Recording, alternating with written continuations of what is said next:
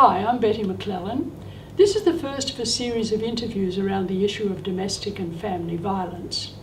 I'm privileged to be conducting several interviews with Pauline Woodbridge, long-time coordinator of the North Queensland Domestic Violence Resource Service based in Townsville, and one of Australia's leading names in the campaign to eliminate violence against women in the home. These interviews are timely for two reasons. One is that even though it has been several decades since second-wave feminists began uncovering the extent of men's violence against women and breaking the silence so that the tragedy could no longer be hidden behind closed doors, the incidence of men's violence against their partners or ex-partners seems not to have abated at all. In fact, there is agreement among many working in the field that it seems to be escalating in numbers and ferocity. The other situation that makes these interviews timely is the fact that there appears to be unprecedented interest in the issue throughout Australia currently by governments, both federal and state. It's unclear why our political leaders are finally deeming men's violence against women an urgent issue, but they are, and women all around the nation are pleased to see it. This first interview is introductory in nature. In the second, my questions will focus on the philosophy behind Pauline's work, what motivates her in a theoretical sense, how she has been able to maintain her passion over 30 years in the job. In the third interview, my questions will touch on responses, how governments have responded in the past, what laws are in place, how feminists and other concerned people have responded, what services are in place for working with children, and so on. The fourth interview in the series will focus in a really practical way on the history and day-to-day operation of the service that Pauline has headed up since 1994. This will be particularly interesting and helpful to people working in the women's sector and the homelessness sector, as well as those working with children affected by domestic violence. Then, in the fifth and final interview, I will ask Pauline to broaden her focus and discuss current responses to domestic and family violence around the nation. We'll finish with a focus on the future. Pauline has some exciting and creative ideas about the way domestic and family violence could be dealt with, and I'll do my best to facilitate an exciting and creative discussion. Now to our first interview. Hi Pauline, look, thanks for giving of your time in this way. I want to begin by asking for a few definitions just to make sure we're all on the same page. And of course a natural place to start is to ask you for your definition of violence. So would you start with that, violence?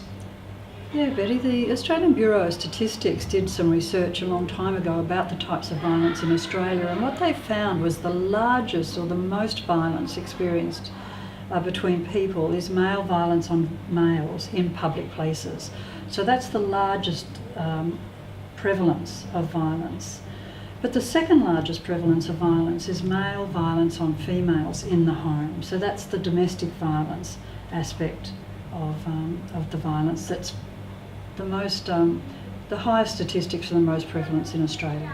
Yes, and violence of course means more than just physical violence, doesn't it? It certainly does in domestic violence, but there's also, when there's public fights in the bar or in the streets, there's often a bit of name calling and a lot of swearing going on, and then punches get thrown. And of course we've had the 3 young men unfortunately die as a result of punches in street violence, and so we ended up with it very quickly with a legislation that said 1 punch can kill. So we had such a quick and immediate response to that public violence in more recent times. Yes, yes. So go on now to define domestic violence. It's very clear that domestic violence is so different from that public violence that we just talked about, because domestic violence is a pattern of behaviour by one person over the other, predominantly a male perpetrator over a woman victim within a family relationship. An intimate spousal relationship, we've got a lot of different words to describe it, but it is that intimate loving and trusting relationship that is needed for domestic violence to be occurring. And it's a repeated pattern of behaviour, so it can include physical violence, of course, but it includes a whole range of what's called tactics of power and control. So the use of the violence is actually quite a deliberate act by a perpetrator to bring about an outcome for them. And so the outcome and the effects of their violence makes the victim very frightened, very compliant, often very submissive, unable to act on her own agency because of what he might do. And in the most really very active patterns of that behaviour, to the victim it looks like the perpetrator is omnipresent, that there is nothing that she could say or do up against him because it's all far too dangerous for her. So any little acts of defiance or trying to correct him or trying to help him actually has such an effect, such a effect of arcing him up and making him escalate his behaviour over her, that she learns to stop using that behaviour. Yes. Now, of course, in Australia we use the term now domestic and family violence. So would you define that for us? It's tied very much to the Queensland domestic violence legislation. So when we first got the legislation in 1989, it was about domestic violence. But it soon became clear that there's other people in our society also use very similar types of behaviour, patterns of behaviour because of their family relationships. So, and family relationships was added to our legislation. So under the legislation it really is defining other family members who might be two sisters, or it might be an adult son against his mother, or there might be other family relationships that are using the same patterns of behaviour. However, because we're here in North Queensland, we do have a very large Indigenous population, and so for them family violence has another meaning. And so although victims of domestic violence in the Indigenous communities will call themselves victims of domestic violence, the reality is that the whole sector calls it family violence, because usually it's not just the couple, it's all the people around them, it's their tribe, their group, it could be divisions within a small community that all get involved in that use of violence. Yes. Okay. There's just one other definition. What about intimate partner violence? I think that's a word that's a bit interchangeable, and I think it's used by researchers a lot to try and describe the relationship. So they may be married, they may be same sex, it could be a de facto relationship, it could be a fairly enmeshed dating relationship, but it's an intimate partner that is actually using the violence. So in a way it's an interchangeable word. I can't help thinking though that it was named domestic violence at the very beginning, and that's the word that everybody resonates with. That's the word that people understand. And so over time there has been some criticism about saying, well, calling it domestic violence minimises it and makes it seem less important, and that we should call it something else. And there's been attempts here locally to call it criminal assault in the home and other ways of defining it, but in the end we end up coming back to domestic violence because it's somehow in everybody's knowledge or everybody's psyche. Yes. Well, thanks for that, Pauline. Now, because this first interview is introductory in nature, I just want to get your thoughts on a few things before we move into more philosophical issues in our second interview. The first thing I want to say is I was really pleased to see that Rosie Batty, campaigner against domestic and family violence, was chosen as Australian of the Year for 2015. I want to get your thoughts on that. It's a marvellous opportunity, Betty, isn't it, to have domestic violence front and centre on the main stage. The whole, the title of the Australian of the Year implies that that person will be making a lot of statements about their interest and their passion and their work and their contribution to Australian society, and to have domestic violence on everybody's lips for the year of 2015 is a terrific pinnacle. It feels like that we've moved from where we were, where nobody would talk about this and it was hidden behind closed doors, to the point where we've got an Australian of the Year The sad thing, of course, is that she's there because she was the most terrible victim in the worst way of the most severe domestic violence. But it's made her strong and resilient, and it's made her stand up and want to talk about her experience and to be a voice for the women who are experiencing domestic violence in Australia. And she's doing that really well in so many forums and other opportunities where she speaks articulately and she speaks with confidence about what the real issue is with domestic violence, and that is preventable, and that in Australia we should be preventing it.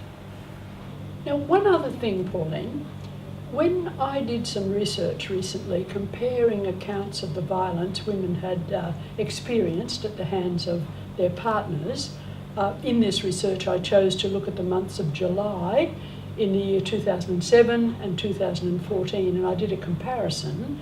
I was struck by the increase in certain kinds of violence.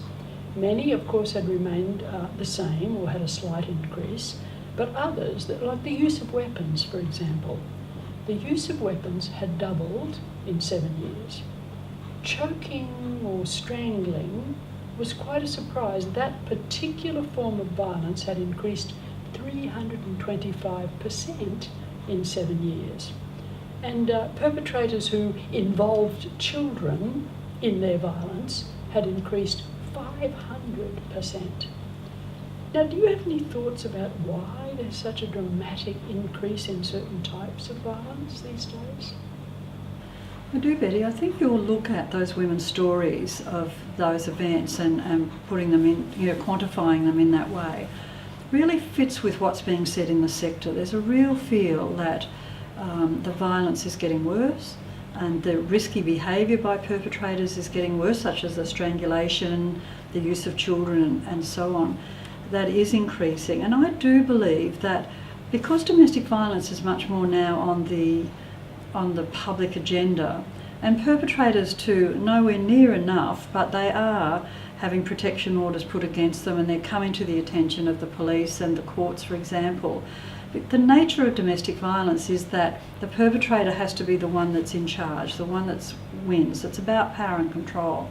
And so any move that the victim makes or that's made on the behalf of the victim by authorities such as the police really doesn't, it seems to me, give the perpetrator much choice except to escalate their behaviour. And that's how I'm making sense of what's happening with this change, in the 7 years that you examined those women's stories. And that's actually borne out, I think, because in Australia the statistics have been roughly about 1 woman a year killed by their partner in Australia fairly consistently for many years. One woman a year, did you say? Sorry, 1 woman a week per year. 1 woman a week per year killed. About roughly somewhere around 70 to 80 women killed a year, slightly over 1, more than 1 a week. And at the time that we're talking today, we're about 7 weeks into this new year, and already 12 women have been killed, 4 of them in Queensland. So it does seem to me that your findings are really identifying a trend where the violence is getting worse. We can all look at what reasons why we think that's happening. We can say, oh well, there's more alcohol and there's a lot of drugs in the community, there's a lot of unemployment. There's all of these reasons, but I keep going back to what domestic violence is about. It's about power and control. It's about the need for the perpetrator to keep the victim in line, to keep the victim offside, to keep the victim walking on eggshells, to be in fear. And so therefore they have to escalate their behaviour, and their behaviour has to get riskier and riskier. But that doesn't seem to matter when you talk to perpetrators. That they don't seem to have much self-preservation about that. Their need to be on top, to be in charge, to use power and control seems to be greater than what common sense would say to you, as that's very risky behaviour. And that's a worry because it is leading to the deaths of women. And of course we're all working in this sector to stop violence against women, and the ultimate violence is the deaths of women. And we talked about Rosie Batty earlier and the incredible public death of her child in front of her and, you know, in a public place, the ultimate message that a perpetrator can give to their victim. Because perpetrators don't do this because they're angry or upset or their boss was on their back or they've had a tough day or whatever. Perpetrators do this very purposefully. They have intent and they have a purpose, but they also use violence to punish. So I think it's that punishment aspect. As soon as systems start to interfere or she starts to show that there's someone supporting her or that she's got a view that might differ from his, he has to escalate his violence. And that's what I believe is behind the increases that we're seeing today. All right, Pauline, thank you for that. That's a really good introduction. I'm really looking forward to our next and subsequent interviews. Next time, as you know, I'm going to ask you to talk about the philosophical underpinnings of the work that you do. So we'll look forward to our second interview.